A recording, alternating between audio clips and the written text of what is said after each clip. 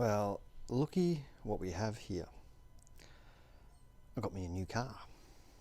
So just over $4,000 for a 96 Prado 90 series. It's a petrol, of course. It's got some things.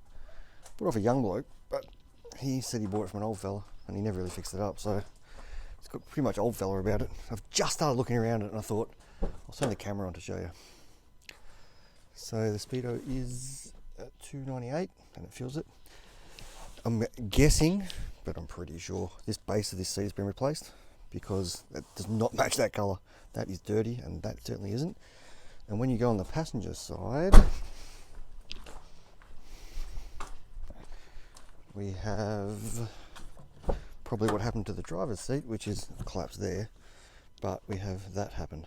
So there's a couple of these down the wreckers, so I wonder if they've got a seat, or do we upgrade the seats to like Falcon or something? See what we can do, because that looks like that collapsed on the side bolster there as well. So anyway, here's what it is. Pretty much rust free. I can't see anything rusty. Everything seems to work. Aircon works, power steering works. It's got crappy things wrong with it like that. Steering wheel's a bit tatty, but that's pretty just par for the course on these things.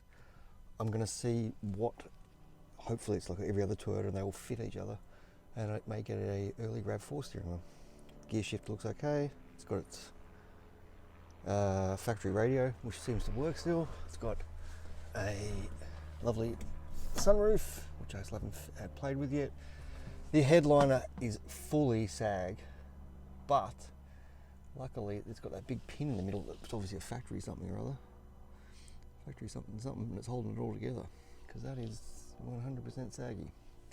But hey, it's the 1990s, what do you do? Tint has come off over there. Tint's got to come off all around.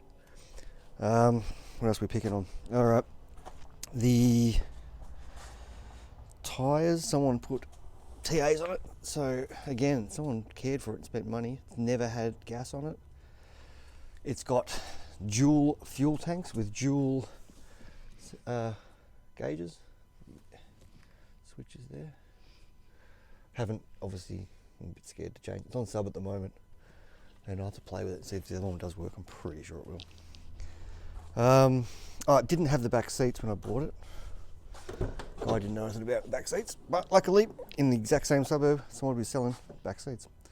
So for $100, I got the extra 2 seats. So now we have an 8-seater. It's got cobwebs a fair few places. It's been sitting in a paddy pretty much. There's bits of pieces. I've just noticed the jack's missing. So to fix that. That comes from somewhere. So we'll figure out where that goes. Bits of plastic have broken off, come off. I don't know. Spring, it looks like I had a spring on it. So that sits between the console. So the console lid's cracked anyway. That's come from somewhere. There's an ashtray here. Just crap everywhere. Seat belts are not clicking in properly. There's all sorts of little things that happen. The headrest looks a bit rank. Hopefully, again, Toyota, they're all pretty generic, and I have stuff laying around. It's had a bruise there. But yeah, it drives beautifully. Drives sensational. Cruise control works, aircon works, power steering. It's lovely. Oh, and speaking of which, clear coat looks like it might have a bit of an issue just there. Big deal. Other than that, it's pretty good. I've seen way worse. Do that. I'm pretty sure the rocker covers are leaking. Again, standard stuff. It's got some nice stone chips. Hand in the front. Got stone chips on the front, which means that it's pretty original.